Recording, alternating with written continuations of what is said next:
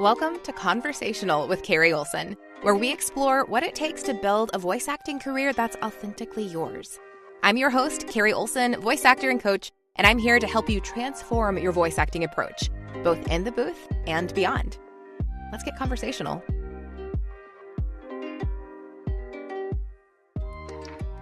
Welcome back to Conversational with Carrie Olsen.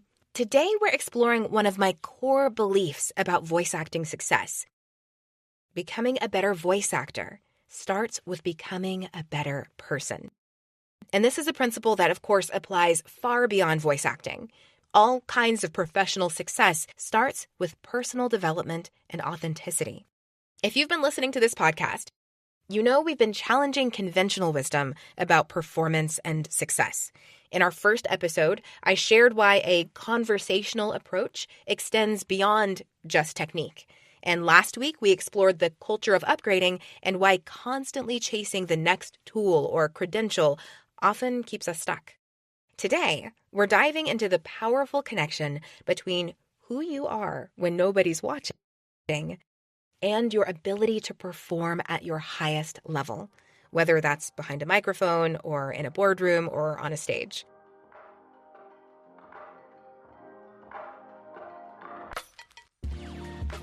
Before we dive in, if you'd like to access additional resources for this episode, just text VOICE to 55444. I've noticed something fascinating in my years of coaching professionals across industries. There's often a direct correlation between growth in someone's personal life and growth in their career. Maybe you've experienced this too. And I have noticed this personally in my own life. The times when I am most rushed, when I feel the most scattered, when I feel like I am just getting in the booth and trying to get it done, those are invariably the seasons when I'm booking the least. And when I'm feeling the most aligned with my family, with my personal life, those are the times when my best performances seem to come the most naturally. A specific example is when I first booked my HBO Max, back when it was HBO Max, now it's just Max. It was during a time of my life when I was committing regularly to meeting with a group of other like-minded entrepreneurs. We would get together and we were actually going through The Artist's Way. It's a great book by Julia Cameron. And if you haven't read it, I encourage you to do so. There are too many amazing principles and ideas for me to go through in this podcast episode. But I had just come off of a meeting with this group when I went to go do my HBO Max audition. And it rolled off my tongue. And sometimes before I go in to record an audition, I'll review some notes from a recent coaching session or review some tips or do exercises, things like that to help me to be in the best headspace to record. But this time, just coming off of that meeting was all that I needed to be in the perfect space to deliver the read that booked that audition. Nothing had changed about my technical skills or what I was capable of doing, but what had changed was my mental state, my ability to engage creatively with what was in front of me because of the inputs that I was giving to myself prior. And as I mentioned, this principle extends far beyond voice acting. The building block metaphor one of my students shared recently captures this perfectly. They said, when you learn to walk, you don't just get up and go. First, you learn to sit up, then you stand, then you get your balance. This process of layering skills and experiences creates the foundation that supports your performance. Now, what I'm suggesting is radical in its simplicity. The work you do on yourself as a person directly impacts your capabilities as a voice actor. Voice acting is unique among performance arts because in many ways, it's just you. No costume, no stage, no visual cues, just your voice, which is intimately connected to your physical, mental, and emotional state. I call this the whole person approach to voice acting. It recognizes you can't separate the voice from the person behind it. Think about this. Have you ever tried to record when you're exhausted? Or when you're dehydrated? Or when you're emotionally drained? When you're distracted by life or by stresses? Or when you're hungry, when you're sleepy? Your voice betrays all of these states, often in subtle ways that listeners can't consciously identify, but they can unconsciously respond to them. That's one of the reasons why in my legacy branding course, I talk about a reframe. And specifically, I call it a see beauty everywhere reframe. And so the idea is that mindset, the belief that there's opportunity in every situation, doesn't just make you a more pleasant person. It actually makes you a more compelling voice actor. It affects how you approach scripts, how you handle direction, how you interpret characters, how you handle rejection, the confidence you have when you're doing outreach. If casting directors could hear your attitude in your audition, so not just your vocal technique, but if they could actually hear your take toward life, would they cast you based on what they're hearing? I am not a therapist, and I could be totally wrong about this, but I think that sometimes a voice actor's approach to the way they handle that beginning stage of when they're just starting to do auditions is reflective of the way they view the world. Let me explain. So I've worked with some people who obsess over perfectionism. So as they're recording their very first auditions, they are recording them over and over and over. And every little mistake, every little glitch, every little perceived imperfection, they're very critical of it.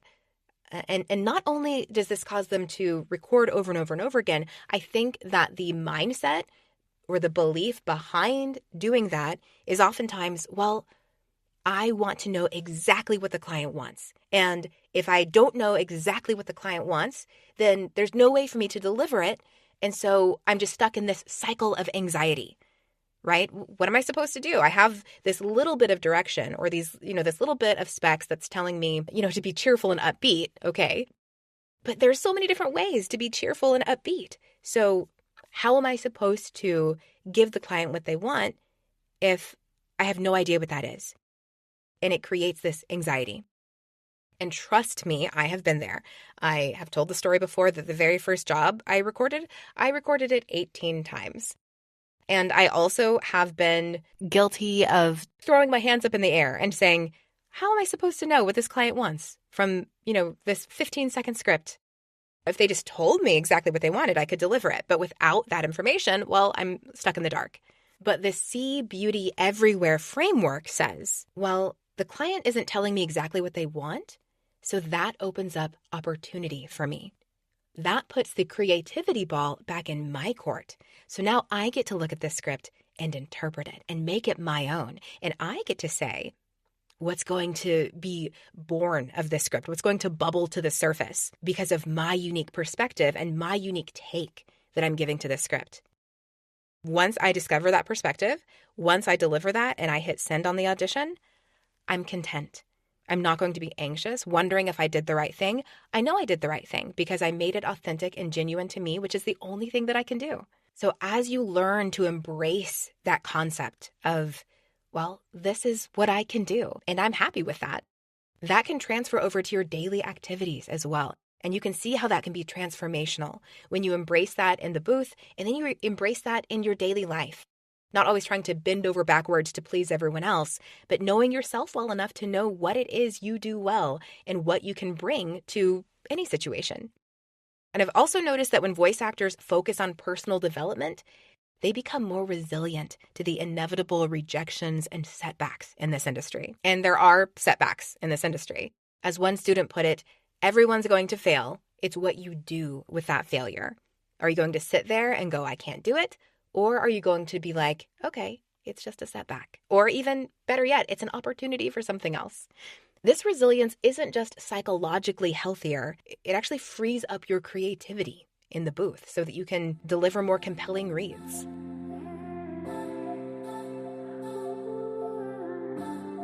The voice actors who last in this industry aren't necessarily the most technically skilled. They're the ones who can bounce back from rejection, learn from feedback, and keep showing up. So I'd love to hear your thoughts on this. Visit carrieolsenvo.com/EP3 to leave me a voice message about how your personal development has impacted your voice acting. or text VOICE to 55444 for resources on this topic. So how do we actually implement this whole person approach? I'd like to share a practical exercise I call the personal audit. This isn't about finding flaws. It's about identifying opportunities for growth that will benefit both your personal life and your voice acting career. So first, think about the last 3 voice acting challenges you faced. And if you're brand new, these can be just the last 3 career challenges you faced or personal life challenges that you faced. For working voice actors, maybe it was a script that you struggled to connect with, or feedback that you had trouble implementing, or a character voice that fell flat. Go ahead and write these down. Next, for each challenge, ask yourself, is there a personal development area that might be connected to this challenge? For example, if you struggled with an authoritative voice, might there be confidence issues to address? If you had trouble with emotional range, could there be emotions you're uncomfortable expressing in your personal life? If you found yourself rushing through reads, might there be mindfulness practices that could help? And then finally, choose one area to focus on for the next month. So just one. Remember what I said in our last episode about the upgrade cycle. We don't want to fall into that same trap with personal development. The key is to approach this without judgment. We're not looking for flaws to fix. We're looking for growth opportunities that will make us both better people and better voice actors. Now, obviously, you don't want to go out and create difficult situations so that you can then overcome them and then use those experiences in the booth. Hopefully that goes without saying. But rather, this is about recognizing that your growth as a person, including how you process challenges, creates depth and dimension in your voice work when you allow yourself to bring that element to the booth. As you might expect, I've created a worksheet for this personal audit that you can download at carrieolsenvo.com/EP3. It includes personal prompts and questions to help you identify your most promising growth areas. All right, so now I want to address what might seem like a contradiction. I'm advocating for authenticity and personal development, but voice acting is also a technical craft. So how do these approaches work together? Right? Think of it like this. Technical skills create the vessel, but your authentic self fills it. Both are essential. The most technically perfect read still falls flat if there's no real person behind it. And the most authentic performer still needs technique to effectively communicate. So for example, if you are all technique but no heart, you might have the most rich sound. Your audio might be perfectly balanced, your articulation flawless, but your read will lack that human connection. And on the flip side, if you can connect with a rock, right? You're so in tune and so connected that you feel like you could draw anyone in with your delivery, but you're too far away from the microphone and you're hitting it and you've got all kinds of background noise going on. Well, that's not going to cut it either. The goal isn't to choose between authenticity and technique, but it's to develop both in ways that complement each other.